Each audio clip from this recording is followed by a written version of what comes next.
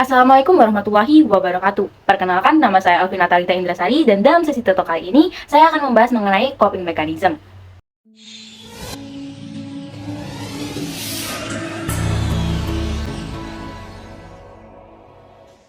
Sebagai seorang mahasiswa, rasa stres, burnout, overwhelm, bahkan demotivasi itu merupakan hal yang biasa dalam menjalani fase perkuliahan ini. Lalu, bagaimana sih cara kalian untuk mengatasi semua hal itu? Apakah dengan tidur seharian, makan makanan manis, maraton nonton drakor, dan jalan keliling Jogja? Atau bahkan ikut kepanitiaan dan organisasi yang lebih banyak dari biasanya? Nah, berbagai cara tadi dapat dikenal dengan istilah coping mechanism. Coping mechanism sendiri pertama kali diperkenalkan oleh seorang psikolog bernama Richard Lazarus pada tahun 1966. Coping mechanism adalah suatu strategi yang digunakan untuk mengatasi, mengurangi, meminimalisir dampak yang ditimbulkan dari situasi penuh tekanan yang kita hadapi dalam kehidupan. Nah, para ahli psikolog telah mengidentifikasi berbagai jenis coping mechanism dan secara garis besar dapat dikelompokkan dalam 3 kategori utama, yaitu emotional focus coping mechanism, appraisal focus coping mechanism, dan yang terakhir problem focus coping mechanism. Tipe yang pertama, emotional focus coping mechanism. Jika kamu orang yang baru putus langsung party terus, atau ketika stres malah bersih-bersih kamar, olahraga terus tanpa istirahat, atau malah menyibukkan diri dengan join kepanitiaan yang banyak, kamu termasuk dalam tipe yang ini. Orang dengan tipe ini cenderung lebih memilih memendam emosi dalam diri mereka dan mengalihkan perhatiannya ke dalam hal yang lain.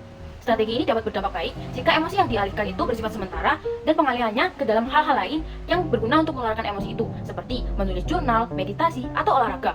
Namun, strategi ini akan berdampak buruk jika dilakukan secara berkepanjangan. Misal, ketika kamu mengikuti banyak sekali kepanitiaan dan organisasi, kamu akan mulai melupakan orang terdekatmu, orang tuamu, atau bahkan kesehatan fisikmu.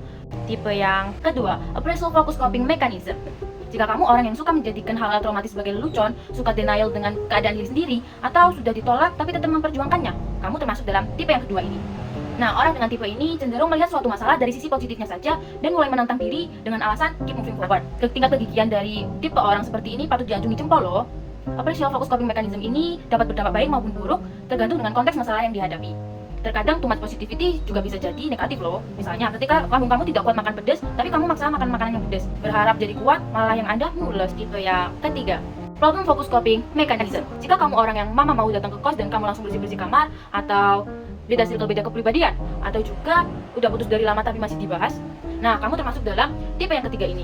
Tipe coping mechanism ini bisa dibilang paling strategik dan paling produktif di antara kedua yang sebelumnya, karena fokus utamanya adalah masalahnya apa dan solusinya bagaimana. Tidak jarang orang dengan tipe ini juga bisa lebih mudah beradaptasi dengan lingkungan yang baru. Berarti tipe coping mechanism ini tidak ada sisi buruknya dong? Enggak juga. Orang dengan tipe ini seakan terjebak dengan masalah yang dihadapi mereka, terlihat seperti susah move on, membahas masalah terus-menerus dalam upaya untuk memahami masalah itu lebih dalam lagi dan mencari solusi yang tepat. Tak ada yang salah dengan tipe manapun. Ketika tipe coping mechanism ini memiliki sisi baik dan buruknya masing-masing, tergantung bagaimana cara kita mengenali kecenderungan dalam diri kita sendiri, lalu bijaksana dalam menggunakannya. Mengembangkan strategi coping mechanism yang sehat dan resilient sangatlah penting untuk menghadapi berbagai tantangan dalam kehidupan. Dan menggunakan cara-cara yang tidak sehat seperti minum-minum alkohol atau bermalas-malasan, lebih baik kita menggunakan cara-cara yang bermanfaat untuk kedepannya, seperti praktik-praktik mindfulness, rutinitas yang sehat, meditasi atau olahraga, atau menggunakan cara-cara produktif untuk mengolah emosi. Jika kita mampu membekali diri dengan tools yang tepat, kita tidak hanya bisa melewati seluruh masalah yang ada. Kita tidak hanya bertahan, namun kita dapat menjadi pribadi yang lebih kuat dan lebih berkembang di tengah kekacauan yang ada. Meskipun hidup tidak selalu bersahabat, kita harus tetap menjalaninya dengan semangat. It's okay to not be okay today, but keep to your best in every moment of your life. Thank you for watching. Wassalamualaikum warahmatullahi wabarakatuh.